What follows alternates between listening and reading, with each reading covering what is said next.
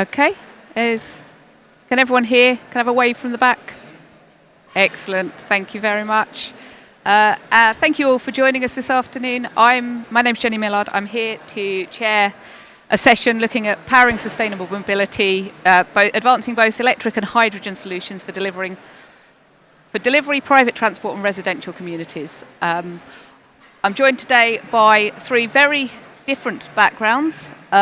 Jim from Coventry City Council, who's going to put his knowledge through this on what they've been doing in local governments.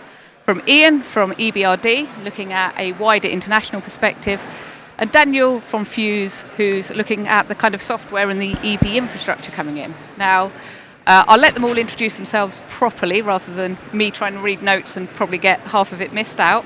But what I want to do is start with kind of where I see the session is at and where I think sustainable mobility is at, because I think having worked now in EVs for over 15 years, starting with some of the early uptake charging models that we would see from both consumer and fleet perspectives, there's been a lot of progress. There's been a lot of car sales, there's been a lot of EV infrastructure in the UK, a lot of work that has gone in and a lot of good understanding that's been done.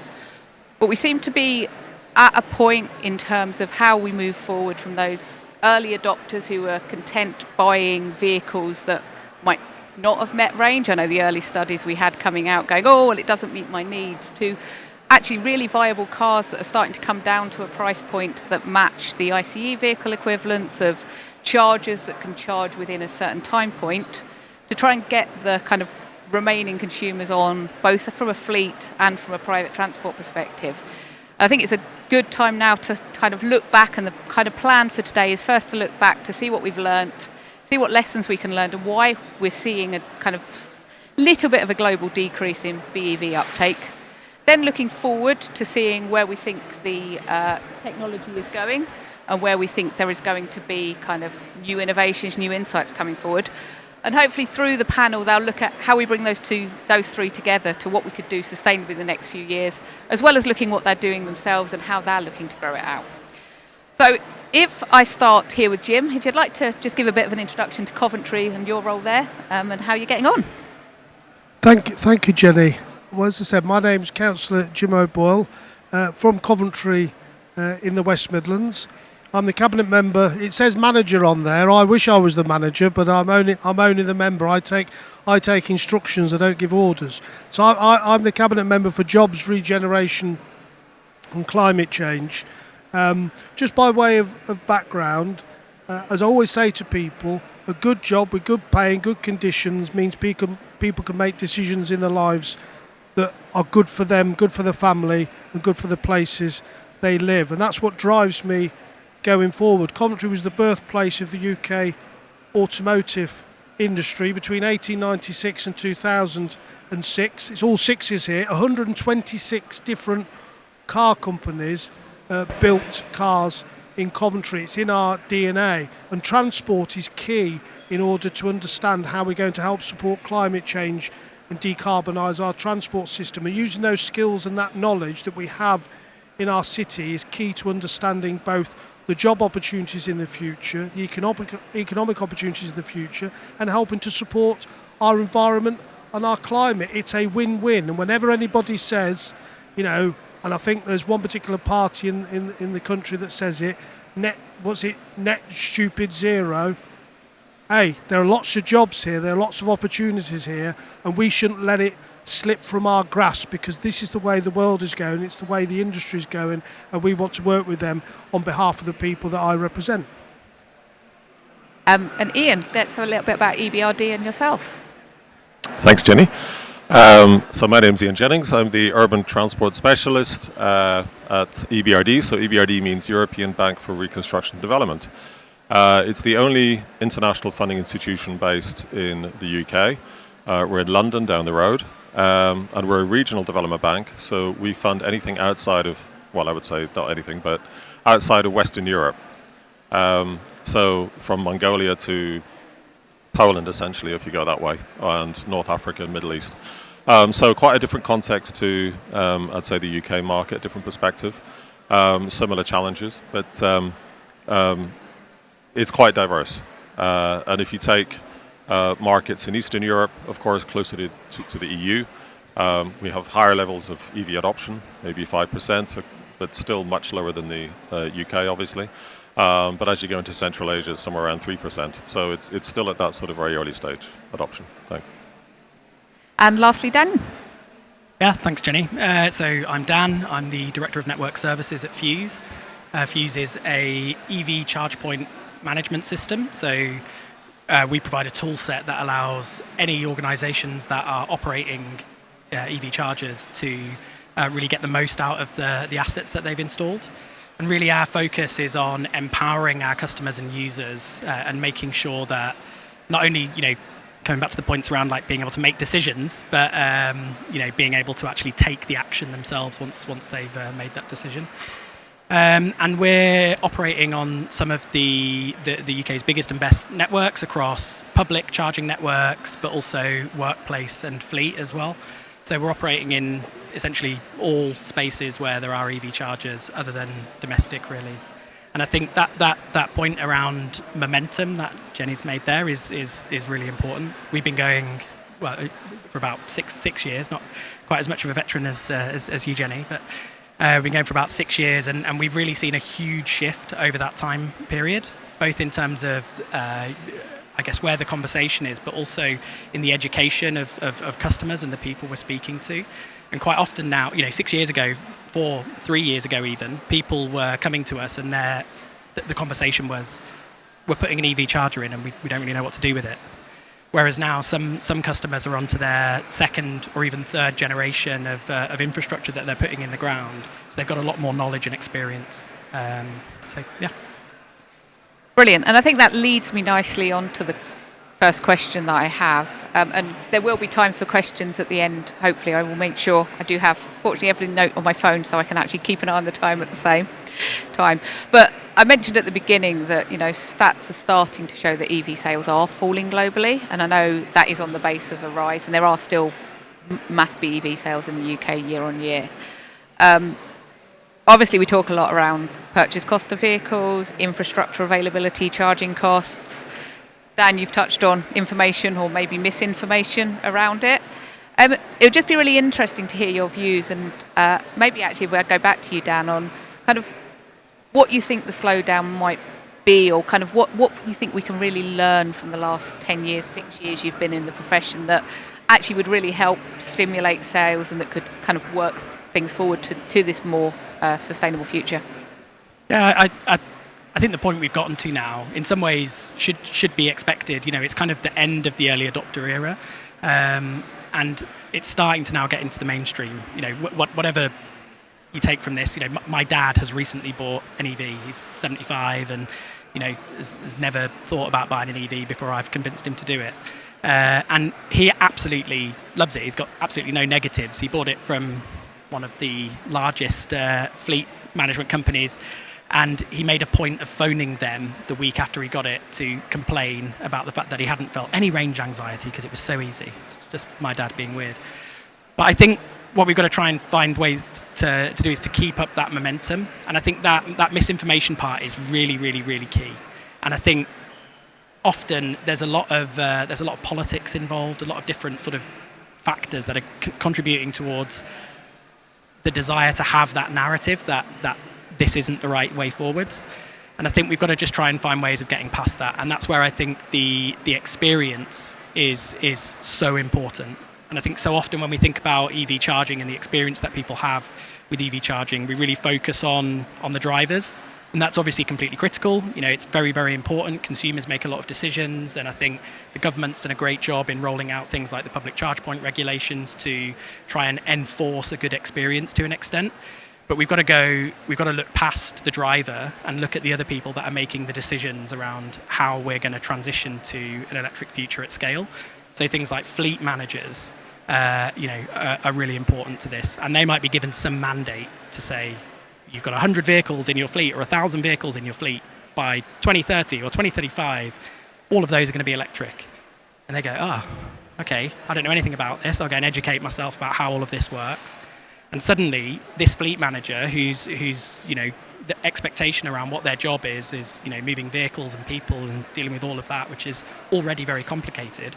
Suddenly they're having to deal with questions about infrastructure. Well, how are you going to charge those vehicles? That was never really a problem, or the problem had already been solved with petrol and diesel. So suddenly they're being asked to solve new problems. And the way that they plan their routes, plan their journeys, plan their fleets, plan the transition, all of that is new.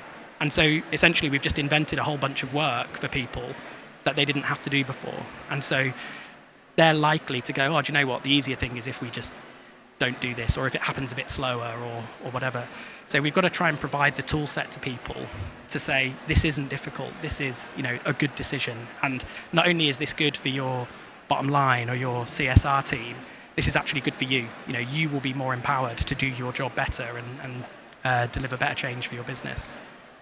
On that point, I've done some support fleet transitions as well, and one of the things I'm noticing, and I think it's a discussion we had earlier, is are we also at peak car potentially? And I think for some fleet managers and that kind of, it's not actually only looking at EV and sustainable mobility, it's actually, am I doing the right driving for the right reasons? And actually the whole suite of, can I look at a much more sustainable future? And then EV is a part of that, is starting to come through a lot more. And I think, again, as you say, it's another big challenge for people. Yeah, totally. That point about peak cars, really interesting. And I think, UK, we're very much plateaued in terms of total car sales. And I think, other parts of the world very much still on that journey, still very much increasing, and expect that to continue. But yeah, we shouldn't necessarily look at things like total sales and looking at total sales of BEVs, the growth slowing, and look at that as a failure. Actually, maybe that's because people are finding other ways to fulfill those services and those needs without having to go in a vehicle at all. And Jim, you've obviously done a lot of work at Coventry in getting in the infrastructure. What do you think are the big lessons learned from kind of work done, or where we've got to this point for the future? By the way, it's worth saying that on average, the average car journey in most towns and cities is less than 2 miles each time.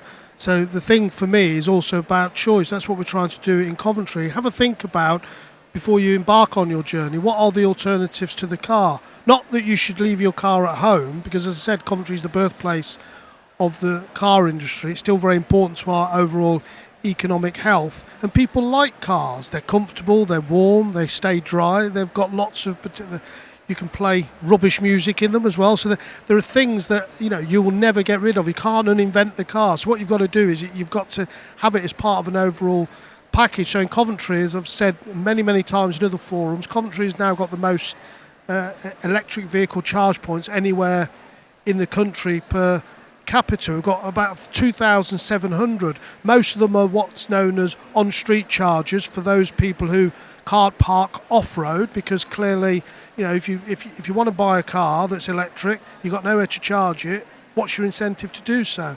The other thing, of course, is that contrary to the general consensus, even though you have said it, electric car sales are still going up. They're not going down, they're just not going up quite as fast.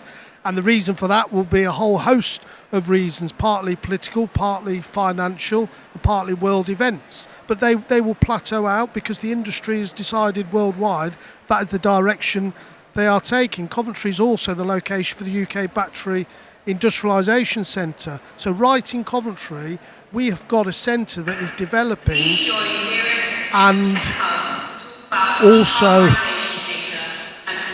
that's very interesting, that, isn't it? More interesting than what I was saying. But anyway, coming back to it, so we've got the UK Battery Industrialisation Centre. We've got OEMs from all over the world, not just the country, developing and producing the batteries of the future. So when we talk about range anxiety, which is becoming less and less, it will become even less and less going forward. This will happen. The reason why it will happen is not because I say so, not because battery installers say so, because the industry needs to have a vehicle, needs to have a product that people will buy so they can survive. So it's obvious, it follows, and it will happen. And to me as a city, the one thing that we've done is we've embraced that, because as I said, our history, we've used our history, learnt from our history to decide how we're going to go forward as a city. And that's really, really important. But it's just one aspect of a number of opportunities for people to travel, I'm sure we'll come back to. And Ian, obviously you are working with a number of countries who, are probably at a more emerging stage in the market, some more than others.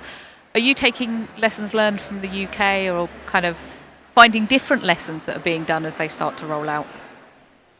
I was just going to pick up on a couple of points that were mentioned. You're talking about peak car in the UK. It's about 600 vehicles per 1,000 people. Kazakhstan, where we finance, is about 250, and Tajikistan we also finance is about 50.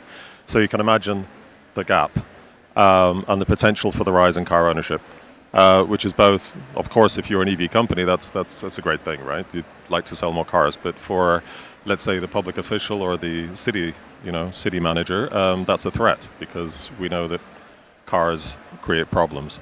So we have to manage this dynamic with the cities that we finance. And actually looking back over the next 8 years, looking back over the last 8 years, I would say we financed about 600 million of EV autonomous fleets, and about 2/3 of that is actually public sector, is buses, is vehicles like that, and only 200 million is actually private vehicles. And there's different reasons for that. One is that the public vehicles are more intensively used, and it's easier to put them into let's say the investment first, because obviously they've got a daily cycle.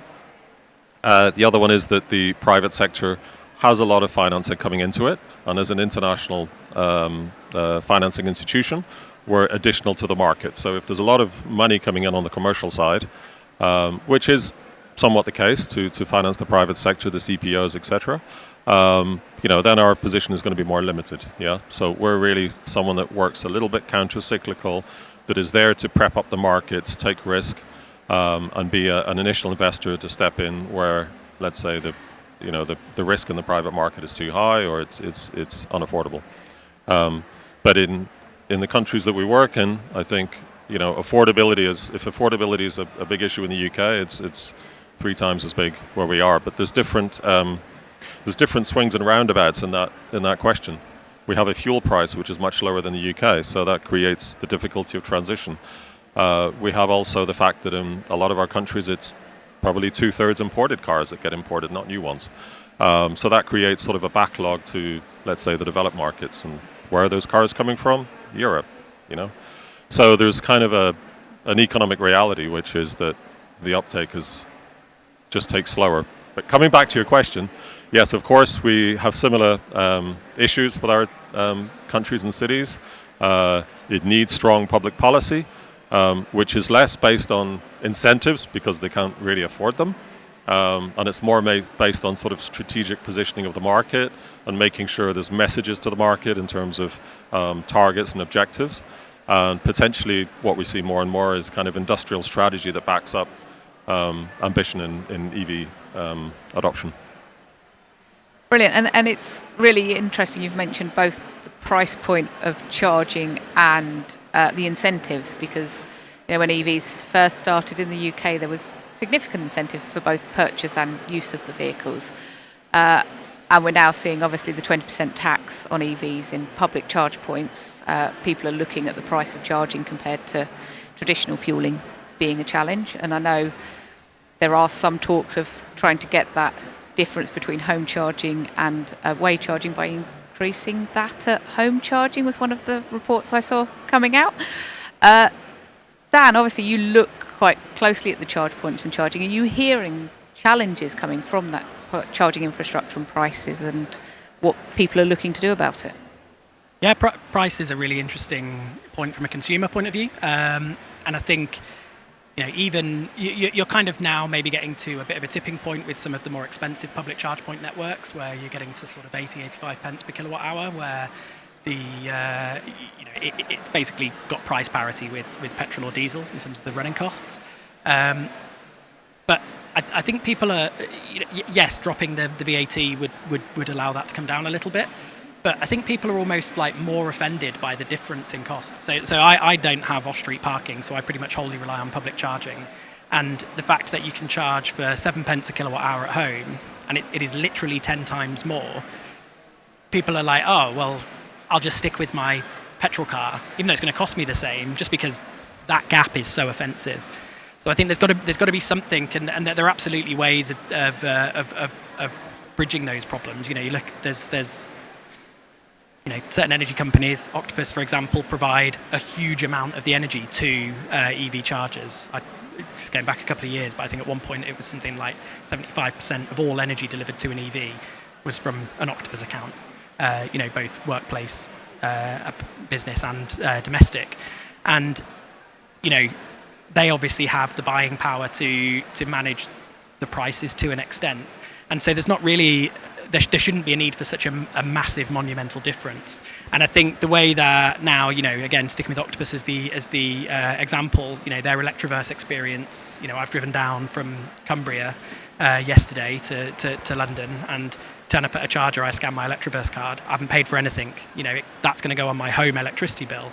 So if it's going on my home electricity bill, why have I paid 7 pence for some of those kilowatt hours and 75 pence for some other ones? But I think the pricing in general, we're seeing a lot of our customers now, in terms of public charge point operators, starting to have a lot more movement with price. So one of our customers, BV, who are one of the largest public charging networks in the UK, they do a lot around promotions. So they'll launch new sites and they'll do promotions at those sites, and they're really looking at the data for those sites and seeing they've got assets that they've invested in that are being underutilized. So they will then try and draw people to those sites by lowering the price temporarily, and then sort of monitoring the lifetime cost of lowering that price temporarily. And I think just those tools to be able to kind of manage that at a very, very granular way is going to become more and more normal, because the difference in petrol, if you go to a petrol station and then you go to another one down the road, the price difference is like, less than 5%. Even if you go to a service station, it might be 10% more, and people are absolutely mortified and would never use it. So again, that concept that charging somewhere and charging somewhere else can be 10 times more expensive is just, I think, is really sort of mind-blowing to people. And on that price difference, and I think, Jim, you might have some points on this, because you mentioned the number of on-street parkers you have, and kind of some people suggest the price differential, obviously not to that, is, you wouldn't fill up with fuel on a motorway service station. And so there is that kind of, that's the only thing available potentially, and there would be a premium. But as you pointed out, as a owner without off-street parking, looking at those kind of other options to charge on street could really help drive forward those people who do find it difficult. And just a bit more interested, Jim, on your kind of on-street parkers that you do, and anything you have around the pricing or knowledge there. I don't have any specific up-to-date figures on the pricing, but there's a difference between the type of chargers you'd find sort of on the motorway or the public high street, if you like, where the fast chargers, where the ones I'm talking about are primarily slow chargers. So generally they're on residential streets, people park up for the evening and they plug it in, a bit like just the plug it in their, in their house, and they leave it overnight, they come back and it's fully charged. And the one thing I was quite heartened to see, and I haven't read the full industrial strategy the government have recently announced and released, but one thing that they do need to do, and I think that's the plan going forward, there's two things that need to happen. One is the capacity of the grid needs to improve, because to get renewables on national grid is the devil's own job, and that's holding back innovation, holding back infrastructure building going forward. And the second thing is actually bringing down the price of electric. It's too expensive. But of course the obvious point about this is, as I said earlier on, as I keep saying to people, it's not about public officials, as was said, telling people what to do. The industry is going this way. If you want a car, primarily, in 5 years' time, the only car you can buy new will be an electric vehicle. So our infrastructure's got to catch up with that. It just has. Eventually, never mind Trump blowing up blooming nuclear fields over the next few weeks, the truth is the oil is going to run out sooner or later, and unless everyone in this room is a climate change denier, we need to do something to help improve emissions that are actually warming up our globe. And we can see it. We're sitting in a city in London. What was it in 2022? There were wildfires in people's houses. No one had ever believed that would have happened a few years ago. It's happening, and it's a direct result of global warming. And anything the transport industry can do their part in order to help improve that, I think is the right thing to do. And as an elected councillor in Coventry, I believe I've got a public duty to help support that transition going forward. It's not telling people what to do. As I said, less than 2 miles is the average journey in most towns and cities, so maybe there's an alternative to use the car, but I'm not telling people, not to take their car. In fact, we're involved in a big project in Coventry called CVLR, a very light rail transport that is an alternative to a tram system. Much cheaper than a current tram system. We know it has what's known as global modal shift. So when people have a tram system in their towns and cities, people leave their cars at home. Again, it's an alternative. No overhead wires on our system. We can do it for about £10 million a kilometre. Have a look at Midland Metro in Birmingham at the moment. They're doing extensions there for about £200 million a kilometre. That's unaffordable to the taxpayer going forward. And there are alternatives. And it's electric battery powered as well, so no overhead wires, etc. So it's cheaper, it's cleaner, it's better for the environment, and actually people leave their cars at home and do those things. So there are always alternatives. And I've got a bicycle as well, but we'll come on to that later, I'm sure.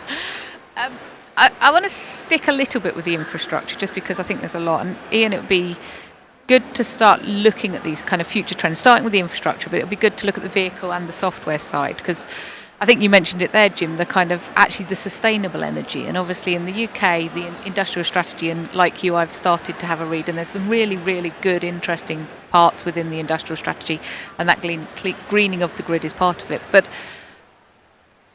I'm thinking that you're going to have similar challenges, but kind of actually what does that grid connection look like for kind of your overseas cities and countries, and what challenges are you experiencing there?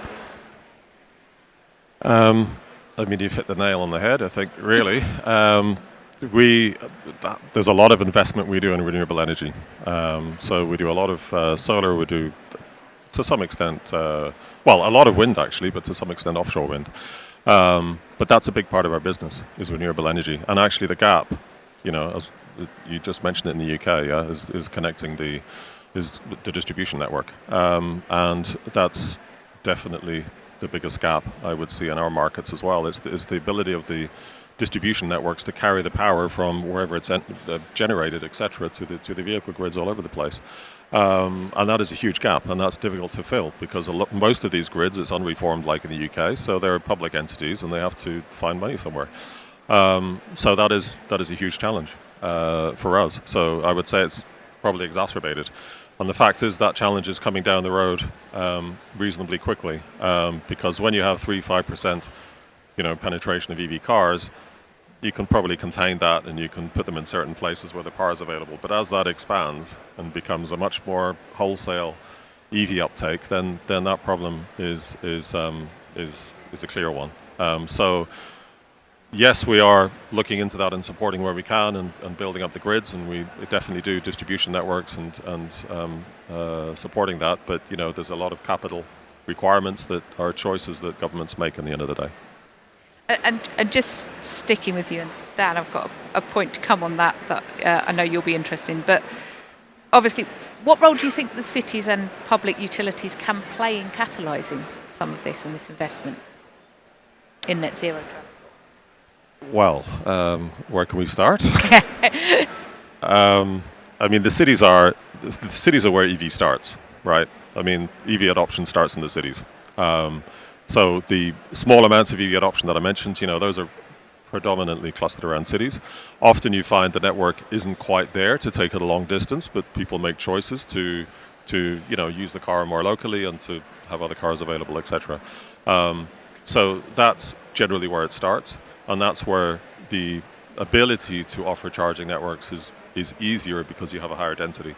So that's generally how it gets going. So the city's position in let's say initiating this process is fundamental, and we have a big program at EBRD called the Green Cities Program, and that engages more than 50 cities and brings them together on subjects like EV charging and shares knowledge and experience to to provide the right kind of policies, so that obviously the cities know where and how to invest and how to bring in CPOs and how to encourage that market, which is not necessarily profitable from the start.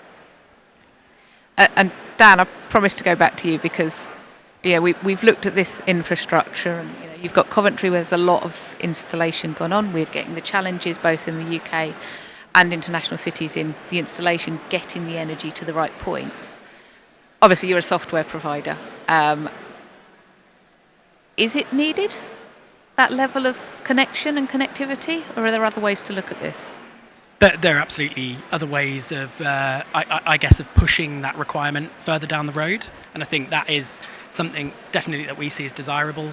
So when we're speaking to businesses and site owners and things like that, and they know that they've got a roadmap for rolling out X chargers over the next 5, 10, 15 years, and they know that if they look at the end point, we're going to require, such and such connection. There are tools that can be utilised to help them go on that journey without doing a big £3 million transformer upgrade on day one, but they can still invest in the hardware. So things like energy management systems and things like that tie into the EV charging and smart charging systems. But I do just want to come back to a point on the cities thing, because it's an interesting take that it starts in the cities, and I think factually you probably are correct. That's where the investment is going to start, and therefore that's where it's going to start happening. But I think the reality is that pretty much, I would say, in a completely binary way, cities is also where it's less needed, because public transport systems are going to be much better in London, for example, than they are in rural Cumbria. And so people are more reliant on their cars, more reliant on their vehicles. And therefore, some of the challenges that exist in somewhere like rural Cumbria, I'm from the northwest, so that's hence the example, but are going to be very, very different. And I think where we have definitely seen this over the course of the last 5-6 years, where those conversations start in the cities, the strategies that get created and where those conversations go can tend to be entirely formulated around the bubble of how can we solve this problem in a city. And there are a whole bunch of different challenges that might exist somewhere else. And there are still solutions to those challenges. It's not like these are, big horrible things that we should wait 10 years until we've solved the problem for the majority.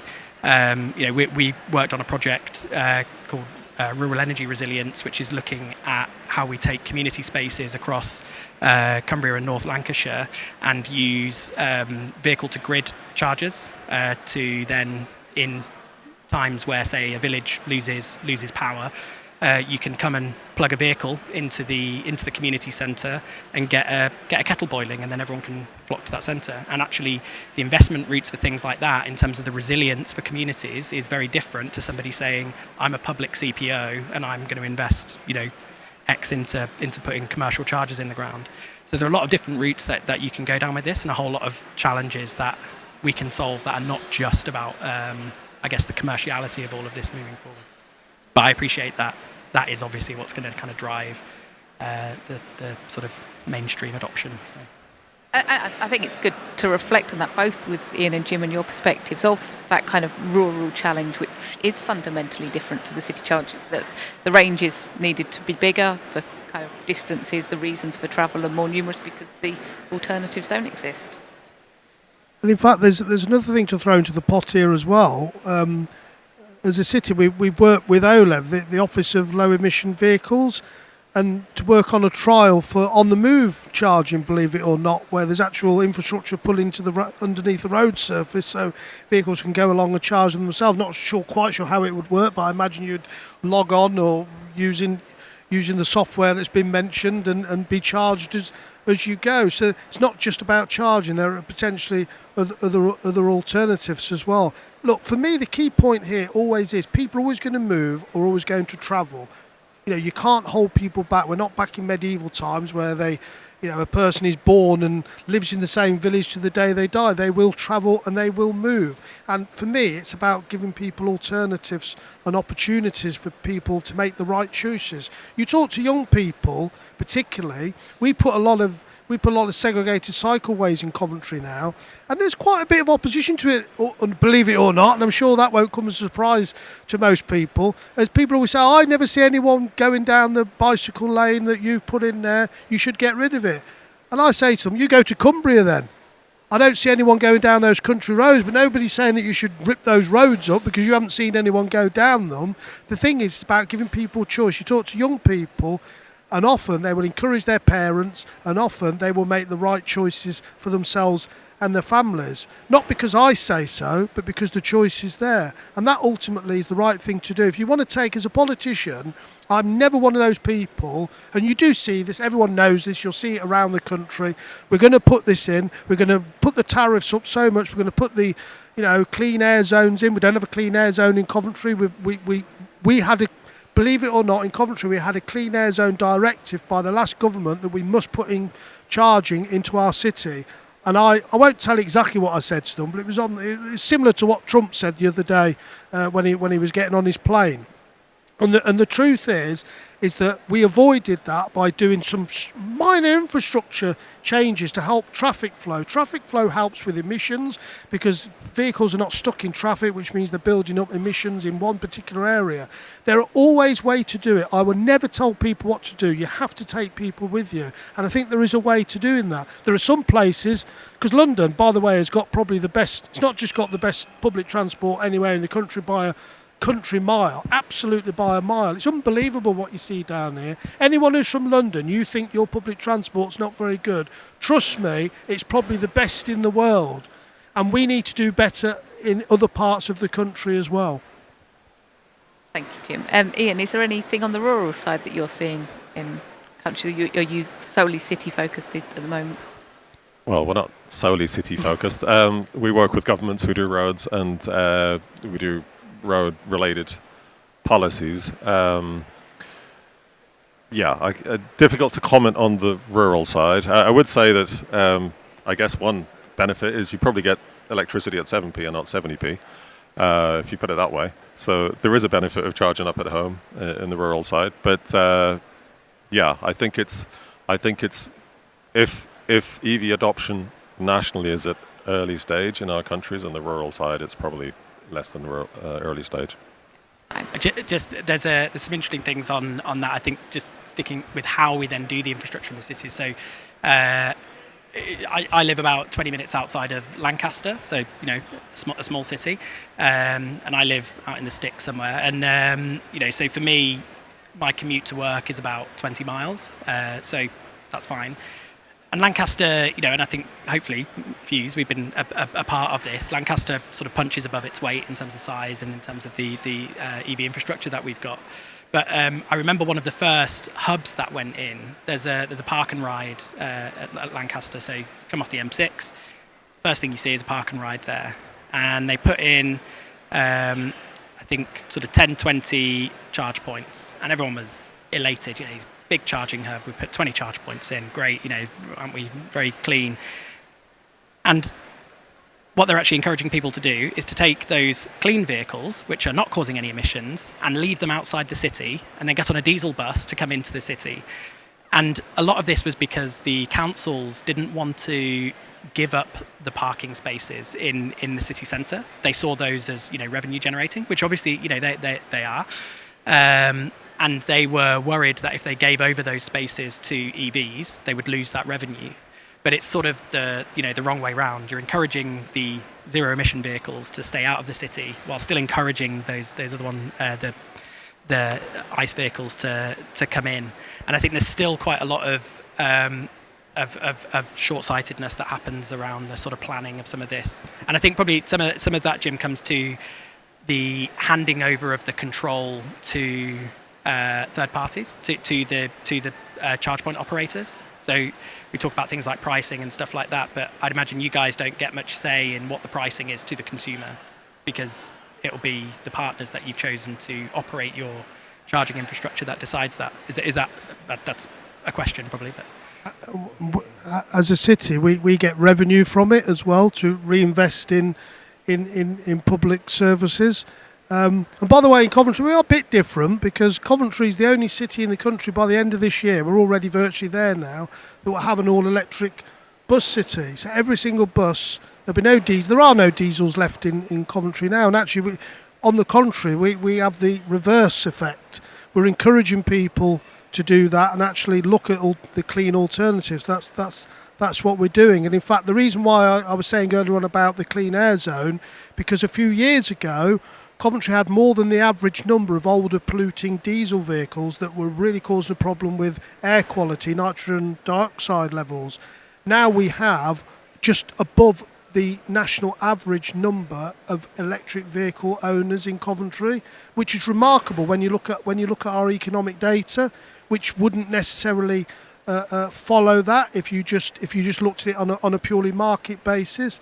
And for me, what that kind of proves, I think, and it's early days yet, although there were, I think according to the SMMT last year, around about 350,000 new electric vehicles were sold in the country.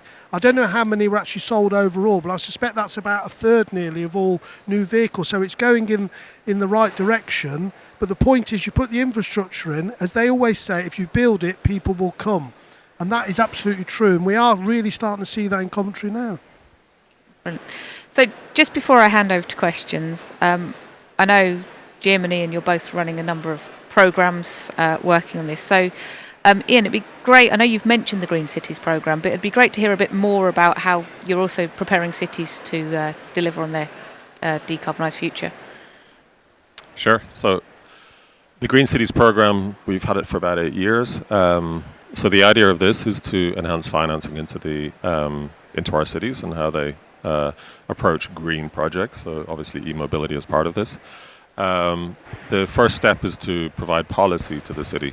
So there's something we call a Green City Action Plan, and that brings together different policies and different strands. So from mobility to solid waste to water, etc. So based on that plan, then it allows us to pick off those investments and enhance the financing. And so alongside this, there's, let's say, donor programs, without boring you too much on how international finance works, but there's donor programs which relate to the Paris Agreement, which mobilize funding to, let's say, provide better funding terms, concessional loans and grants. So it's kind of a package where we blend these things together to make these kind of investments more affordable. And then it's also the ability to share knowledge and experience through networks. So that's probably the most effective way that, cities with, I would say, limited access to markets, because they're not in London, they don't have beautiful exhibitions like this to tell them what's going on. So they need to be given access to opportunity in markets, and I think that's the best way to do it is through networks like this. Brilliant, thanks Ian. And it leads actually quite nicely onto, we spoke in Coventry about all the infrastructure you've put in and all the work, but you've also got the investment zone and the green power park, so you're looking at also enhancing EV capabilities within the UK. So do you want to talk a bit more about that? Yeah, absolutely. It comes back to the point I made right at the start. I don't see sort of net zero and the move towards electrification in the transport sector as a threat. I see it as an opportunity. It's a massive opportunity. We've got some within the West Midlands. We've got tens of thousands of people who work directly in the automotive sector. We've got the supply chain. We've got some of the best OEMs anywhere in the world directly here. Coventry's the location for, the headquarters for Jaguar Land Rovers based in Coventry. Aston Martin is just down the road. Every single black cab you will see in London over the next few hours you go outside, they're all built in Coventry at Anstey. So, we have got a fine tradition. But the truth is that as an automotive sector particularly, as a country, we are so far behind when it comes to building and manufacturing batteries. There's one, believe it or not, battery manufacturer in this country at the moment that is actually building up at Sunderland for Nissan. There are no others in the country. And a few years ago, the Faraday Challenge, part of the government, said that we needed, I think it was 7 or 8 different gigafactories to build batteries in this country. Not because we need to build batteries just for battery's sake, but in order to support the automotive sector. When it comes to the rules of origin in the next couple of years, to be able to export export cars to Europe, there's a certain percentage of that vehicle needs to be made and built in the country to which it's being exported from. And if you don't put the batteries in, because it takes up a huge percentage of the overall infrastructure of that vehicle, you won't be able to sell them abroad. So we need to build the batteries here, because if we don't, we won't just lose the opportunity of the batteries, we'll also lose the automotive, the car builders as well. That has a direct impact on our on our gross domestic product in this country, and it will lose that. So the point is, it's a massive opportunity, and the investment zone, we've got a plan in there, lots of tax incentives in terms of tax breaks for investors. We've got the skills in the city. We've got loads of companies who are wanting to work on this. As I said earlier on, Coventry is the place for the UK Battery Industrialisation Centre. We throw that into the mix because there's nowhere else like this, not just anywhere in the country, anywhere in the world. And we're building that. What we need to do, we're a brilliant country of inventors. We're a brilliant country of innovators. We are crap at industrialisation. We are crap at actually taking advantage of our own brains and actually giving jobs to the people ultimately in our local areas to actually improve our economies. Well, the investment zone's part of that, and we're going to get a gigafactory there very soon. Brilliant, thank you very much. Now, I'm aware we've got about 7 minutes left, so it'll be good to see if there's any questions out there.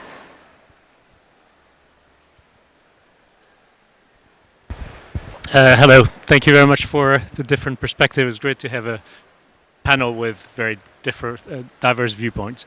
Wanted to ask your point of view of one specific topic, which I understand is an opportunity, but you haven't really addressed, and that is a little bit related to prices as well, which is vehicle to grid, and basically leveraging all these batteries to try and somehow in the future, make more use of renewable energy, optimize the grid, etc. Is that something that's being thought about and planned very carefully, or is that something more of an afterthought today? I think Dan wants to go, and then I'd like to as well. Yeah, sure. No, it definitely is a big consideration at the moment, and I think in my 6 years in this industry, vehicle to grid, V2X, V2L, V2, whatever you want to call it, as it's gone through many different guises, has always been part of the conversation. But I would say specifically in the last 6 months, the conversation has changed into reality. So we have, over the last sort of 12 months, been working on various different innovation projects, but one of which includes a V2X charger with Islington Council, which is doing bi-directional charging there. So for waste trucks. So those trucks go out for a couple of hours a day, and then they come back to base, and then they plug in. And those the bi-directional chargers there can do up to 150 kilowatts from the vehicle to the whatever else is plugged in on the other side. So they're able to then deal with spikes in either energy usage within their building or on the site, or even do things like price offsetting. So we're seeing that not just as a theoretical thing, but something that is actually happening, commercially now. So definitely a big change. But I think the real sort of shift for that, everything still seems to be projects at the moment, and again, those projects have evolved from things like the domestic V2G projects that you saw a few years ago, but now some of these commercial ones. But I think the sort of next level of this is going to be doing that at scale, so like grid level flexibility. And again, we've been involved in various projects and proof of concepts where we've sort of proven that ability to take an entire network of chargers and offer that up to flexibility services for things like demand response. So being able to respond to calls from the national grid to say, if you can offer up an extra, 2 megawatts of power between these hours, then you will get paid a significant amount of money to do that.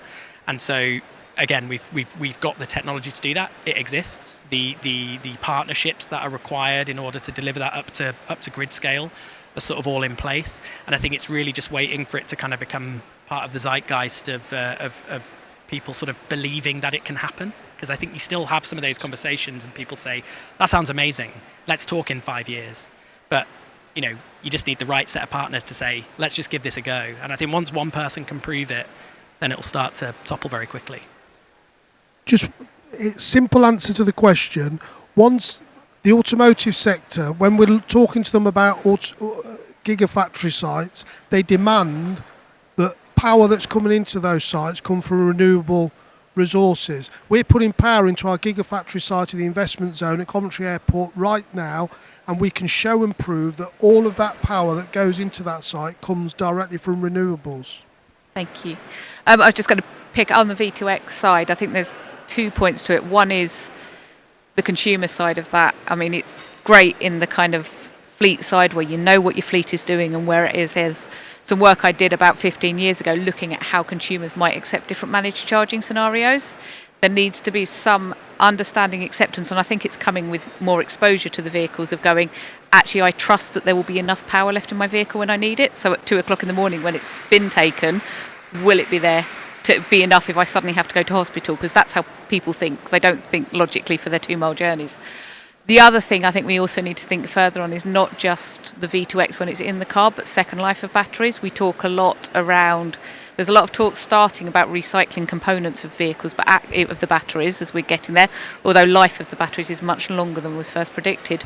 But actually there is a second life. We've seen a couple of stadiums. There's one in the Netherlands. There's a couple, I think, now in the UK, which are powered by second vehicles. Actually, that kind of energy security and use of second life of batteries and what we could do there is kind of quite interesting, and things that are also coming through there.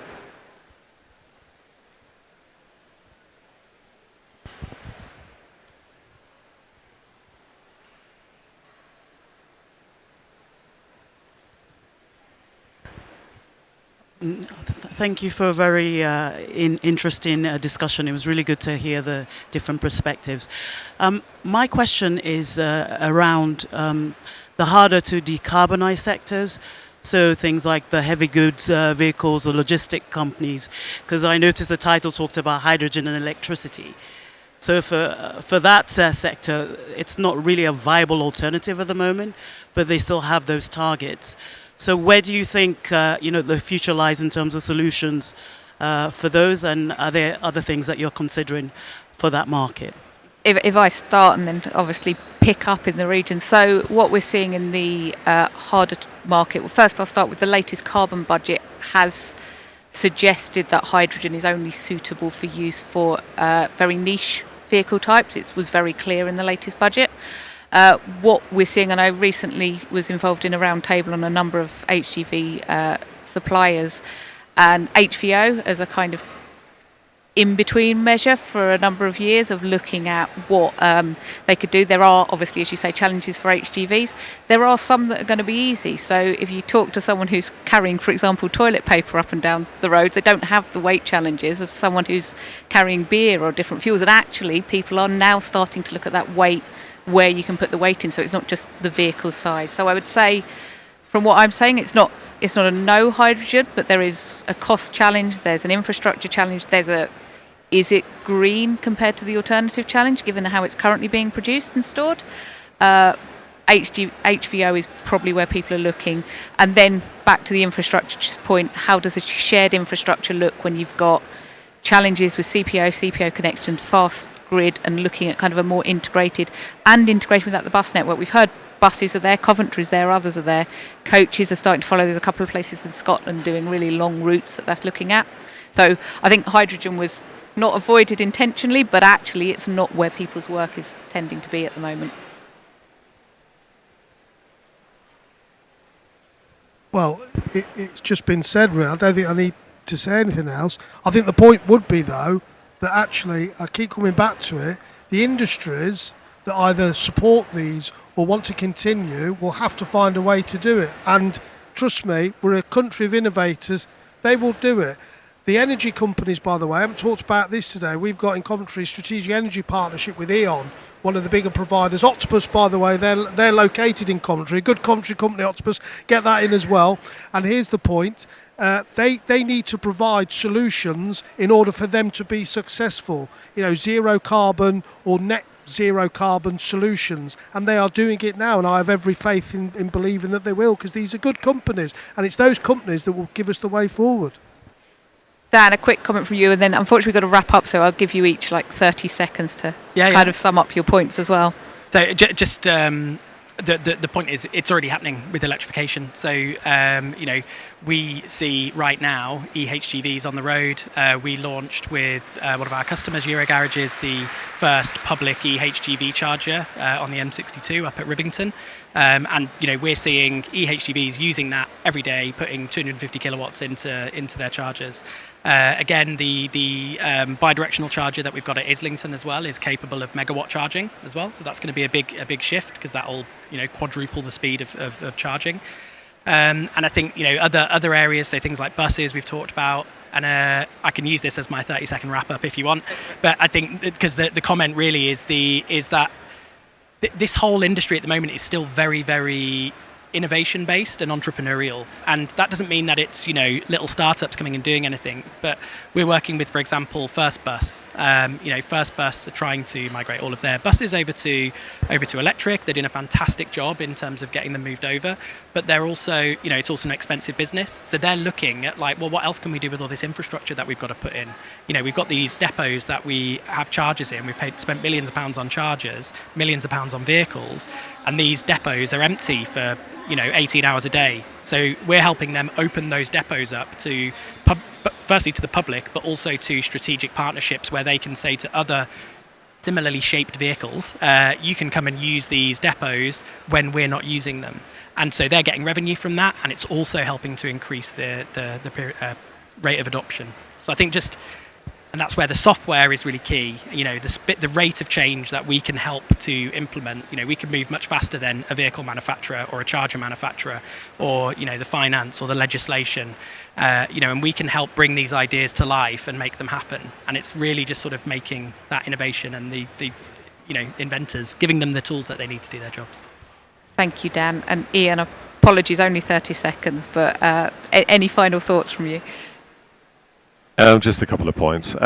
Just to say that yes, it is about choice, and when we look at investments in cities, it is very much about choice and making sure that EV cars is not the only thing available.